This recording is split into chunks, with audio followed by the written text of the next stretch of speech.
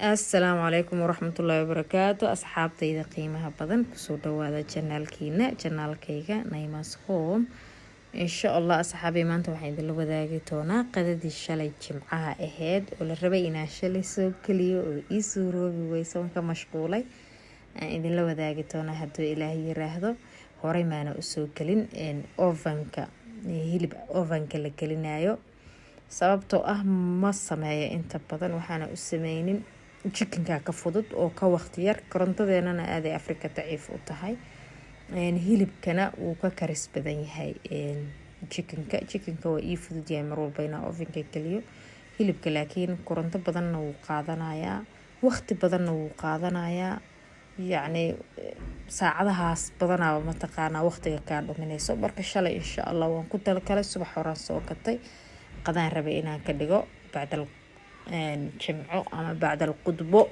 lagu qadeeyo marka insha Allah sidaan usoo sameeyay idin la wadaagaya hadduu ilaahay yiraahdo anaga hilib fresh waan helnaa hadda Afrika joogno laakiin koronto quwad leh ma helno waana laga koronto fiican yahay marka nimco kasta nusqaanteeda ay leedahay nin walba waxbuu gooni u leeyahay haystaa meeshuu joogaba wadanka adduunka ugu faqiirsan ama ugu maskiinsan waxbuu qani ku yahay Soomaa marka waxaas uu qaniga ku yahay aan mataqaana oo ka faa'iideysanayna insha Allah maanta ovenka tijaabinayna hilibka sidaan u soo marinayno ama sida wax iskugu tartaro waxaan marin lahaa bariiskiisa la socda kaba maqno mataqaana juuskiisa la socdo walow aan ka gaarin juus iyo adduunyo wax inaad diyaariyo tuubo haddana bariiska iyo hilibkiisa u kariyo muhiimada insha Allah idin la wadaagaya soo fiidiyowgana wax yar oo kooban u noqdo hadda hore noola joogtay soo dhawow waan ku leenahay waa mahadsan tahay hadda nagu cusub tahay sidoo kale gacmo furan ku soo dhawow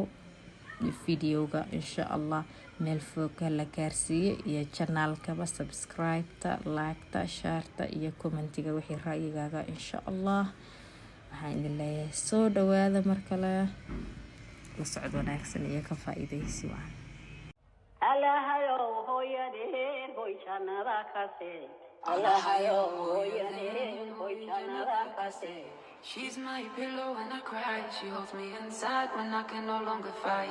Oh yeah, is my light at night to guide me when I can't see right. Allahayo hooyadeen hoy jannada ka see Oh yeah, is my heaven on earth when she gave birth to me. Oh, if only you knew what she's worth to me. I close my eyes every night to beg God to let her inside heaven before me. Allahayo hooyadeen hoy jannada ka see Oh Allah, please, I beg you on my knees for my mother to be amongst the ones you are pleased with.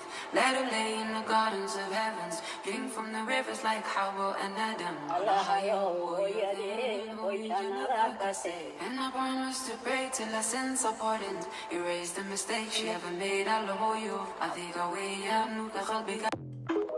Allahayo hooyadeen hoy jannada ka see Allahayo hooyadeen hoy jannada ka see She's my pillow when I cry. She holds me inside when I can no longer fight. Oh yeah, is my light at night to guide me when I can't see right. Allahayo hooyadeen hoy jannada ka see Oh yeah, is my heaven on earth when she gave birth to me. Oh, if only you knew what she's worth to me. I close my eyes every night to beg God to let her inside heaven before me. Allahayo hooyadeen hoy jannada ka see Oh Allah, please, I beg you on my knees for my mother to be amongst the ones you are pleased with. Let her lay in the gardens of heavens, drink from the rivers like Hawa and Adam. Allahayo hooyadeen hoy jannada ka see And I promise to pray till her sins are pardoned, erase the mistakes she ever made. I'll hold you. I think I way out, nuka qalbiga.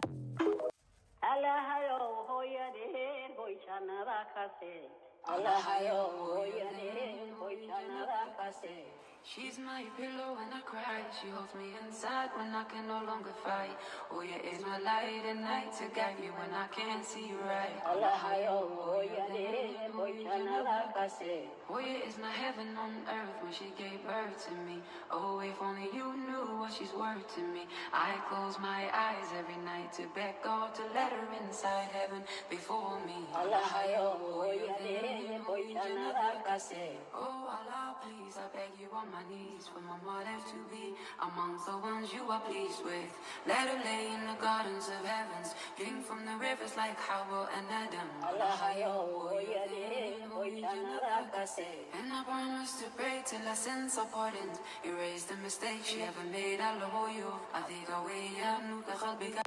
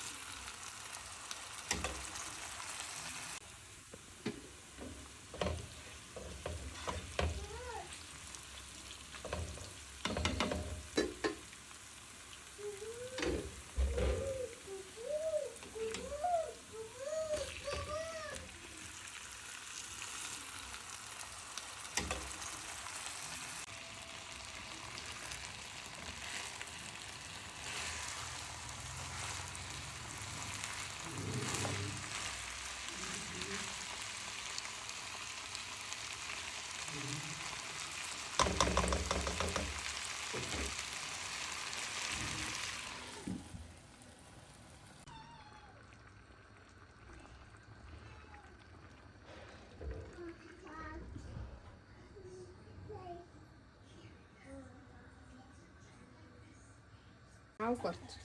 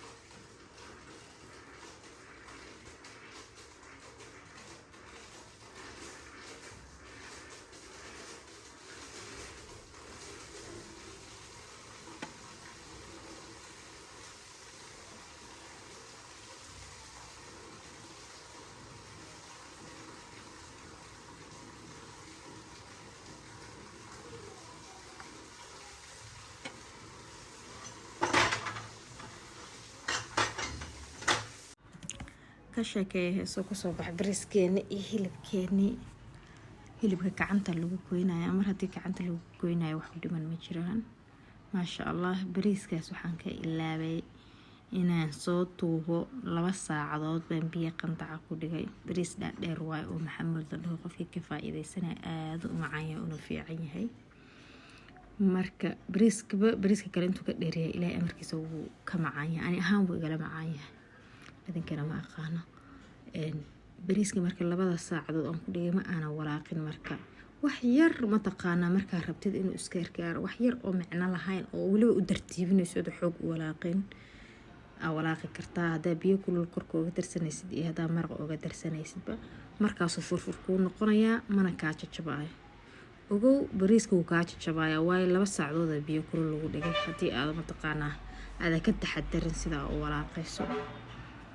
sidaa quruxda badan ku soo baxay hilibkeeni waa kaasaa gacanta lagu finjilaayo basbaas cagaar toon la u tumo kaala iska arag maasha allah. idinkan kasoo sheekeeya haddaa ka heshaan insha allah videoga laakireeya si uu meel dheer noogu gaaro.